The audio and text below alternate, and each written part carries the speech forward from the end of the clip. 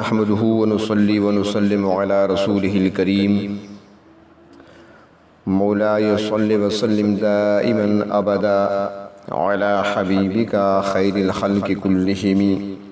قابل صد احترام سامعین کرام، ایک طویل وقفے کے بعد رمضان المبارک اور عید الفطر کی چھٹیوں کے بعد ایک مرتبہ پھر آپ سے مخاطب ہیں. جہاں سے بات مکمل کی تھی، جہاں پہ چھوڑی تھی وہیں سے آغاز کرتے ہیں.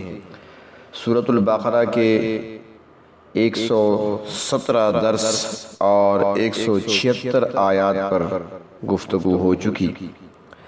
آج سلسلے کا درس نمبر 118 ہے اور سورۃ البقرہ کی آیت نمبر 177.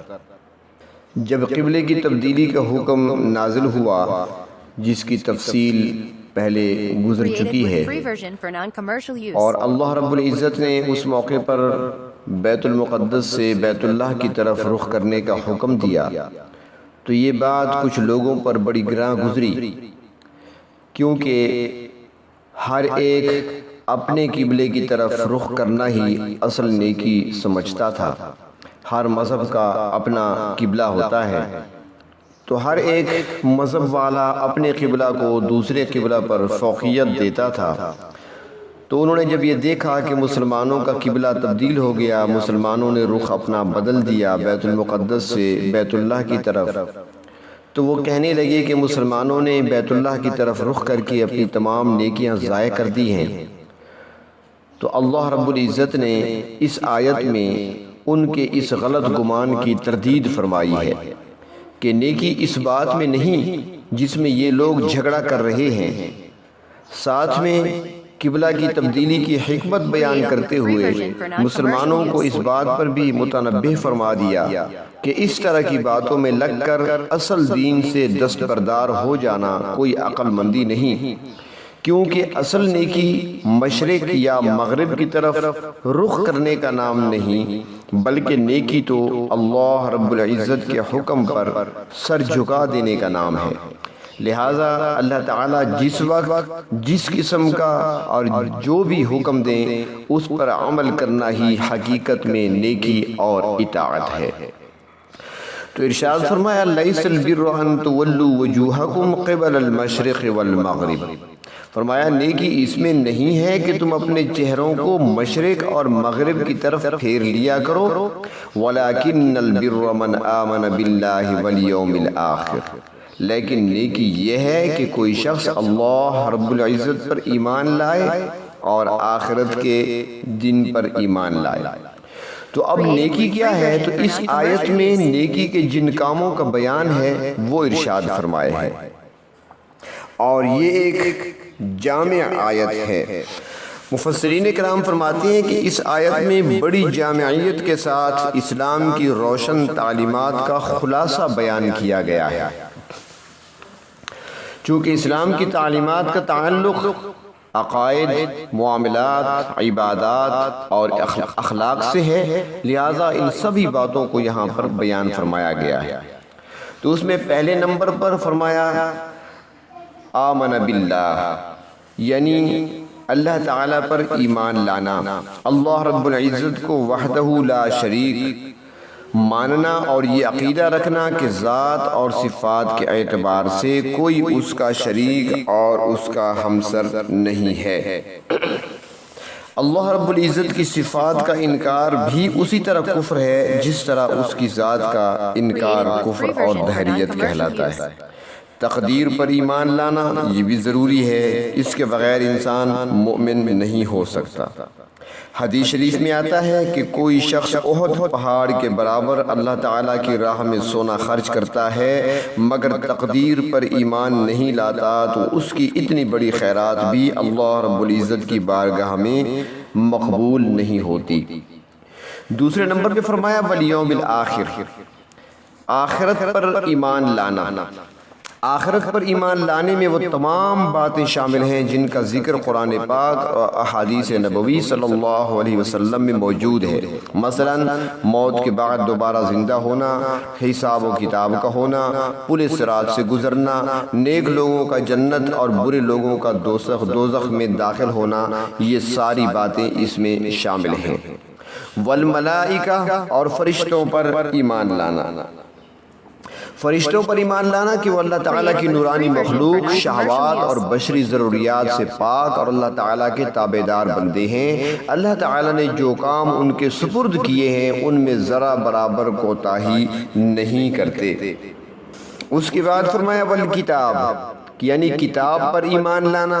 کتاب پر ایمان لانے کے مفہوم میں قرآن مجید کے ساتھ ساتھ تمام آسمانی کتابیں اور صحیفے شامل ہیں۔ ان پر ایمان لانے کا مقصد یہ ہے کہ یہ سب کتابیں برحق اور اللہ کی طرف سے نازل کردہ ہیں، البتہ گزشتہ کتابوں پر عمل کرنا منسوخ ہو چکا ہے، صرف قرآن پاک پر عمل کرنا ضروری اور لازمی ہے اور نجات کا ذریعہ ہے۔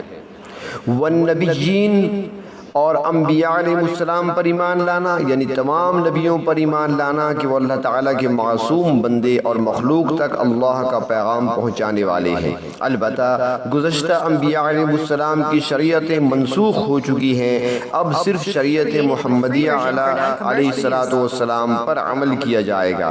روایات میں انبیاء علیہ السلام کی تعداد کم و بیش 1,24,000 آئی ہے، البتہ بہتر یہ ہے کہ کسی خاص تعداد کو متعین کیے بغیر تمام انبیاء علیہ السلام کو برحق تسلیم کیا جائے۔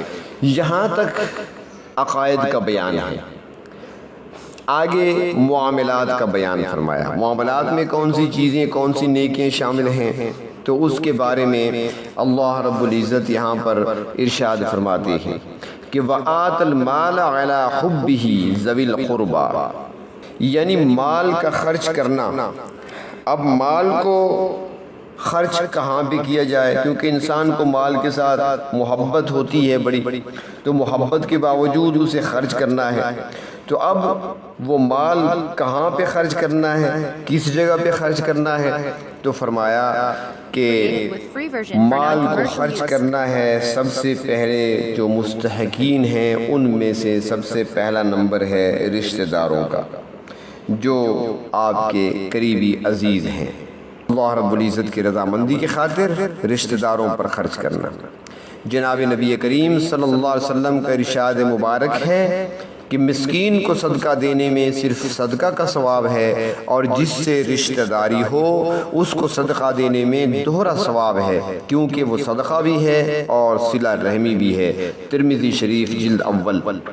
اس کے بعد دوسرے نمبر پر وہ ارشاد فرمایا کہ والیتامی، یعنی یتیموں کی کفالت کرنا، یتیموں کے ساتھ حسن سلوک کرنا۔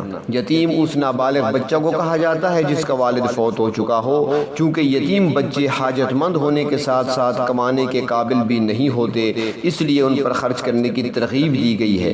جناب نبی کریم صلی اللہ علیہ وسلم کا ارشاد مبارک ابن ماجہ شریف میں موجود ہے کہ آپ نے ارشاد فرمایا کہ میں اور یتیم کی کفالت کرنے والا جنت میں ایک ساتھ ہوں گے، اور اس موقع پر اللہ کے رسول صلی اللہ علیہ وسلم نے شہادت کی انگلی اور بیچ والی انگلی کو ساتھ ملا کر اپنی بات کی وضاحت فرمائی کہ جس طرح دو انگلیاں ایک دوسرے کے قریب ہیں، یتیم کی کفالت کرنے والا اس دن یعنی جنت میں ایسے ہی میرے ساتھ اور میرے قریب ہوگا۔ اس کے بعد فرمایا والمساکین، مسکینوں پر خرچ کرنا، مسکینوں کے ساتھ بھلائی کرنا۔ مسکین اس آدمی کو کہا جاتا ہے جس کے پاس کھانا، مکان اور لباس وغیرہ کی ضروریات پوری کرنے کا سامان نہ ہو۔ مساکین پر خرچ کرنا بھی نیکی کے کاموں میں سے ہے۔ اس کے بعد فرمایا وابن السبیل، اور مسافروں کے ساتھ مالی تعاون کرنا۔ مسافروں کے ساتھ تعاون، مسافر چونکہ اپنے وطن سے دور ہوتا ہے، اور کبھی ایسا بھی ہوتا ہے کہ مسافر کے پاس خرچ ختم ہو جاتا ہے، زاد راہ ختم ہو جاتا ہے، یا اس کا مال چوری ہو جاتا ہے، جیب کٹ جاتی ہے، لہٰذا ایسی صورت میں مسافروں کے ساتھ ہمدردی کرنا، ان کے ساتھ مدد کرنا، یہ بہت بڑی نیکی اور ثواب کا کام ہے۔ پھر فرمایا والسائلین، سائل کی خبرگیری کرنا، یعنی سوال کرنے والا اگر واقعی ضرورت مند ہو تو اس کی مدد کرنا چاہیے، لیکن جن کے بارے میں یقینی طور پر معلوم ہو کہ وہ ضرورت مند نہیں ہے تو انہیں نہ دے، بلکہ یہ رقم دوسرے کسی درست مصرف میں خرچ کرے۔ اس کے بعد فرمایا وفی الرقاب، غلاموں کی آزادی پر مال خرچ کرنا، یعنی غلاموں باندیوں کو خرید کر آزاد کرنا۔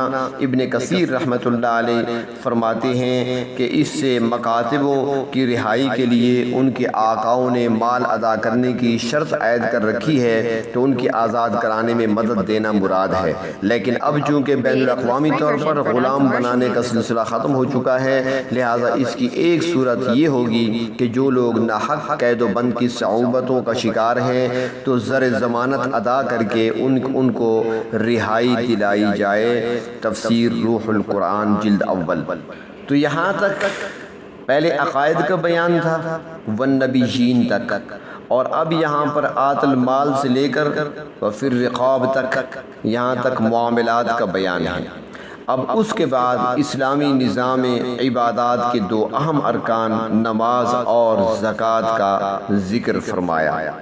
تو ارشاد فرمایا اقام الصلاۃ وآت الزکاۃ، نماز کو قائم کرنا یعنی شرعی طریقہ پر خشوع اور خضوع کے ساتھ نماز کے ارکان ادا کیے جائیں، اور مذکورہ نفلی صدقات کے ساتھ ساتھ جو زکوٰۃ فرض ہے اس کو بھی ادا کیا جائے۔ اس کے بعد فرمایا والموفون بعہدہم اذا عاہدوا، اور پورا کرنے والے اپنے عہد کو جب کہ وہ عہد کریں، یعنی وعدے کی پاسداری کرنا، اپنے وعدوں کو پورا کرنا، چاہے وہ وعدہ اللہ تعالیٰ کے ساتھ ہو یا مخلوق کے ساتھ ہو۔ جناب نبی کریم صلی اللہ علیہ وسلم کا ارشاد مبارک ہے مشکات شریف میں کہ خبردار اس شخص کا کوئی ایمان نہیں جو امانت دار نہیں، اور اس کا کوئی دین نہیں جو وعدہ پورا نہیں کرتا۔ ایک دوسری حدیث شریف میں جناب نبی کریم صلی اللہ علیہ وسلم کا ارشاد مبارک ہے منافق کی 3 نشانیاں ہیں، جب بات کرے تو جھوٹ بولے، جب وعدہ کرے تو اس کی خلاف ورزی کرے، اور جب اس کے پاس امانت رکھوائی جائے تو اس میں خیانت کرے۔ ترمذی شریف جلد 2۔